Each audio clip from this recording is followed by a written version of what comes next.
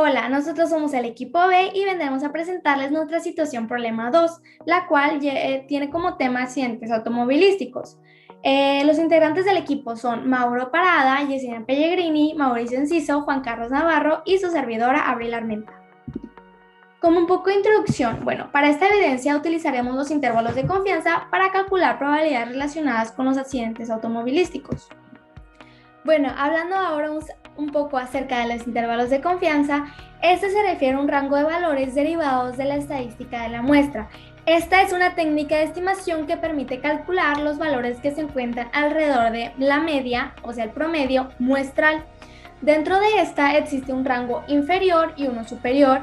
De igual forma, dentro de esta misma se valora la probabilidad localizando el parámetro de la población, para así poder expresar de manera precisa si es que la estimación de esta muestra coincide con el valor de la población. Utilizaremos, los intervalos de confianza para calcular probabilidades relacionadas con los accidentes automovilísticos.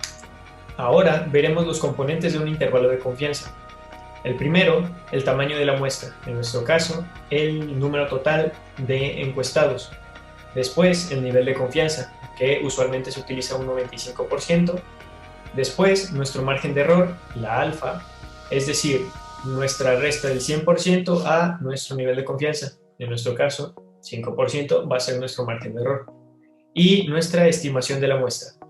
Y bueno, hablando un poco sobre los accidentes automovilísticos, sabemos que estos son una de las importantes causas de muerte dentro de las ciudades, que consigo suelen traer consecuencias, como lo son los daños a la salud, las pérdidas humanas de los partícipes dentro del accidente y las pérdidas económicas ocasionadas por esos accidentes, por ejemplo, por el pago de la atención médica, el pago de los seguros, pago de los daños de materiales y a terceros individuos que no estuvieron directamente involucrados con el choque.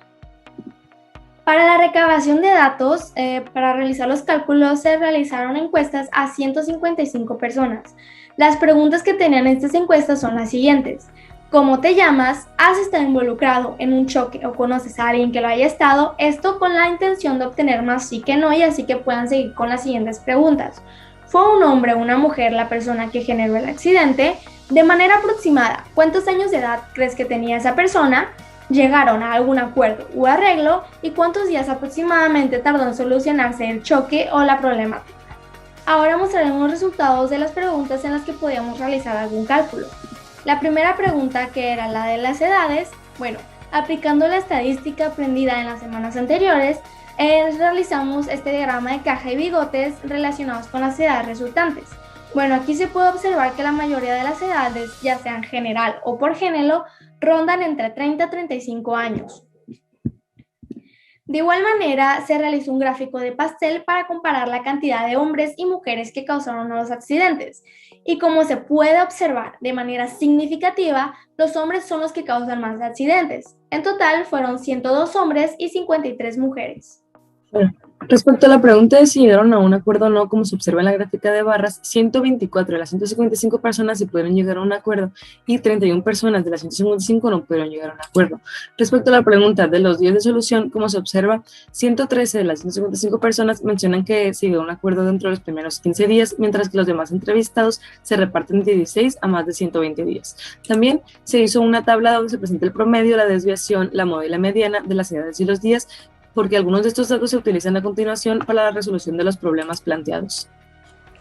Pasando ahora a la sección de preguntas planteadas por el equipo, la número 1 menciona, con 95% de confianza, ¿cuál es la probabilidad que el causante del accidente haya sido un hombre? Los datos que se tendrían entonces sería el nivel de confianza 95%, una muestra de 155 encuestados, la proporción muestral que resulta dividir el número de respuestas de hombres sobre el total, que da 0.6581, alfa que resulta ser 0.05 dividido sobre 2, 0.025, lo cual nos da como resultado de z 1.96.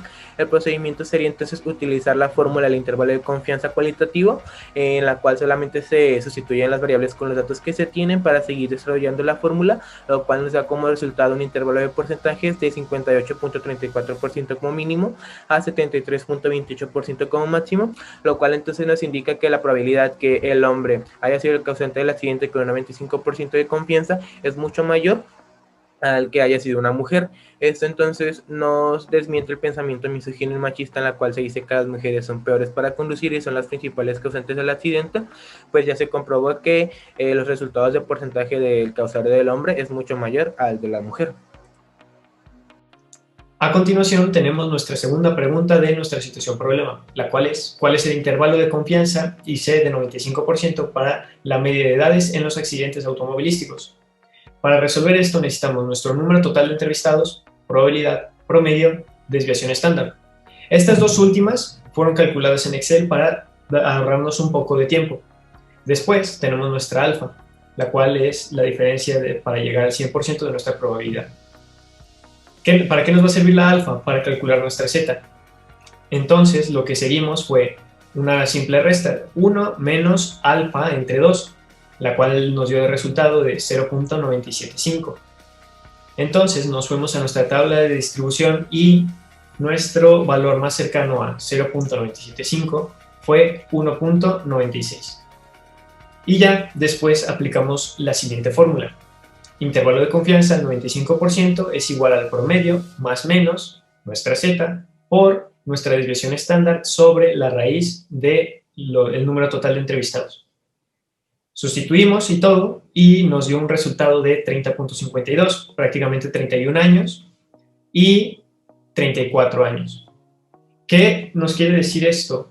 Pues que quizá los jóvenes son más precavidos por el miedo de haber causado un choque o algo así y no quieren verse involucrado en uno de estos, mientras que una persona ya más experimentada, con más experiencia, es capaz de realizar ciertas maniobras a las cuales los jóvenes no tendrían cierta destreza.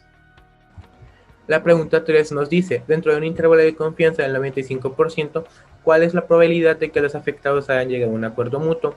Los datos para esto, el nivel de confianza, la muestra y el alfa no cambian, entonces Z se mantiene igual. El único que cambia sería la proporción muestral, que en este caso da como resultado 0.8. Pasando al procedimiento, se utiliza otra vez la fórmula del intervalo de confianza cualitativo, en donde las variables se sustituyen por los datos que se tienen y da como resultado final el intervalo de porcentaje, que el mínimo sería 73.77% y el máximo sería de 86.23%.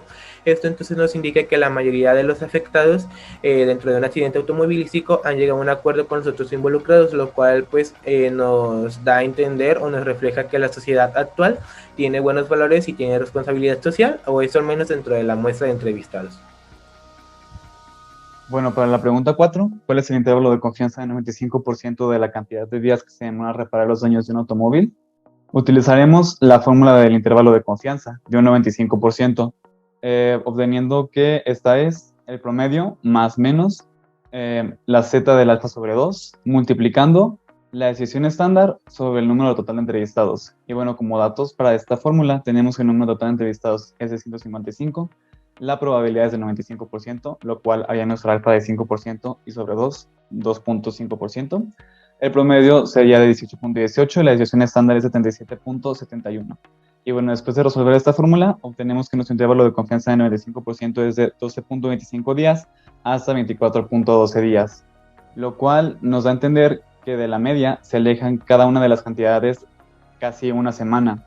Y también nos da a entender que nuestro automóvil como mínimo estaría terminado en menos de 2 semanas y como máximo tardaría poco menos de un mes en arreglarse. Como conclusión, es importante mencionar la importancia de los intervalos de confianza utilizados. Estos aportan información que se pierde cuando se calcula la probabilidad de significación estadística. Esto porque permite estudiar la precisión de la estimación y la importancia de los resultados. Por otro lado, los intervalos de confianza tienen múltiples aplicaciones. Por ejemplo, en las empresas los aplican para el control estadístico de los procesos, siendo una técnica esencial para la misma. Esto porque tener un buen control estadístico les permite conocer el intervalo correspondiente de cada proceso. Entonces, aunque el intervalo de confianza no es algo exacto, funciona para plantear un escenario en el cual puede llegar a encontrarse el valor verdadero.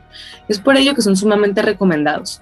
Por otra parte, gracias a la presente evidencia, fue posible desarrollar y aterrizar los conceptos de la estadística inferencial sobre una problemática común, la cual sucede muy a menudo y afecta a toda una urbe o localidad, descubriendo entonces Lo común es que son este tipo de accidentes, en donde cada persona conoce al menos a una persona que ha experienciado esta experiencia, así como también se descubrieron datos relevantes al resolver cada una de las preguntas planteadas por el equipo.